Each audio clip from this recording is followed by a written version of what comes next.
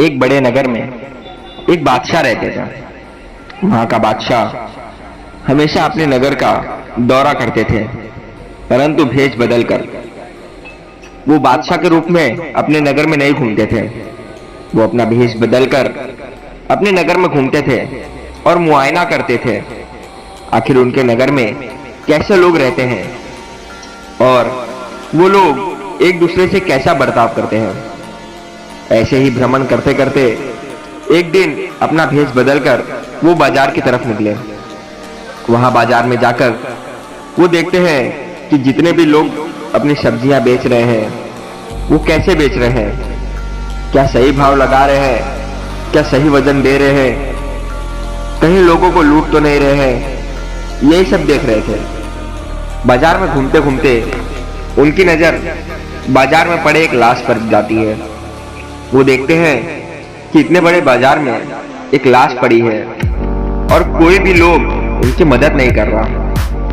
इतने सारे लोग आ जा रहे हैं, सब उससे दूरी बनाकर चल रहे हैं, लेकिन कोई ये नहीं सोच रहा कि इस लाश को उठाकर पता लगाया जाए ये किसकी लाश है, आखिर इसके घर वालों को दिया जाए।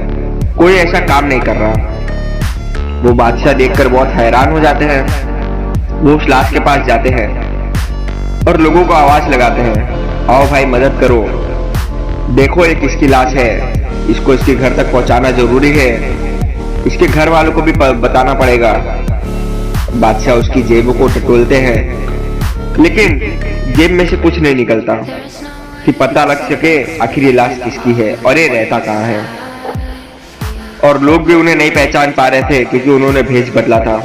अगर बादशाह के रूप में आवाज लगाते तो जरूर बहुत लोग आ जाते हैं। और वो परेशान हो जाते हैं तो सोचते हैं कि जरा इन सब्जी वालों से पूछता हूँ। तो अपने एक वजीर को वहीं पर खड़ा कर देते हैं, वो भी भेष बदला था, और जाते हैं एक सब्जी वाले के पास। पूछते भाई आखिर ये लाश है किसकी।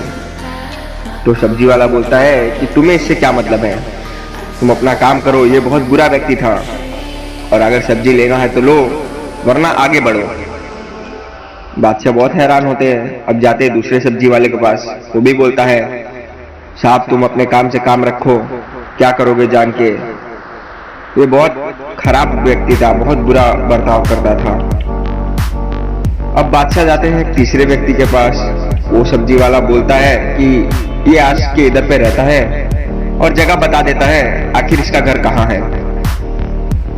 अब बादशाह और वो वजीर दोनों मिलकर उस लाश को उसके घर पे लेके जाते हैं। घर का दरवाजा खटखटाते हैं तो जिस आदमी की लाश थी उसकी पत्नी दरवाजा खोलती है और देखती है अपने पति की लाश, तो रोने लगती है, बहुत रोती है, रोते रोते बेसुध हो जाती है, उसे कोई होश नहीं रहता। राजा के मन में कुछ प्रश्न थे, लेकिन वो पूछे कैसे इस हालात के।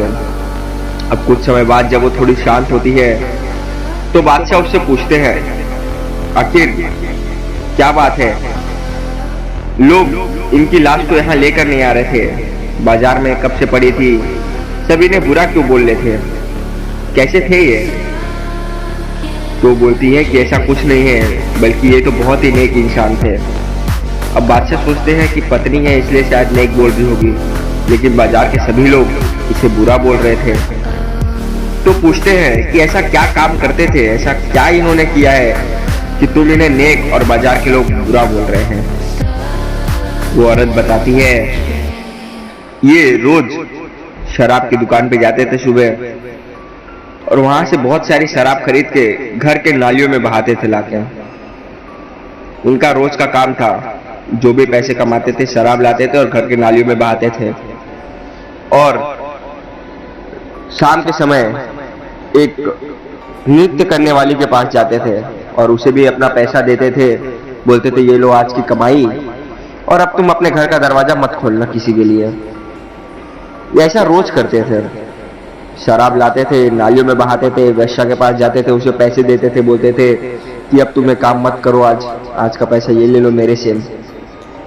इन्हें लगता था कि इससे समाज की थोड़ी बुराइयां कम होगी।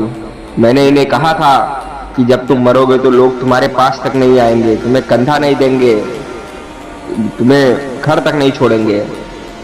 लेकिन ये हमेशा कहते थे कि देखो, मैं जो काम कर रहा हूँ, मुझे विश्वास है कि जिस वक्त मेरी मृत्यु होगी उस वक्त एक नेक इंसान और यहाँ का बादशाह मुझे मेरे घर तक लेके आएगा, मुझे कंधा देगा। जब ये बादशाह ये बात सुनता है तो उसकी आंखों में आंसू आ जाती है।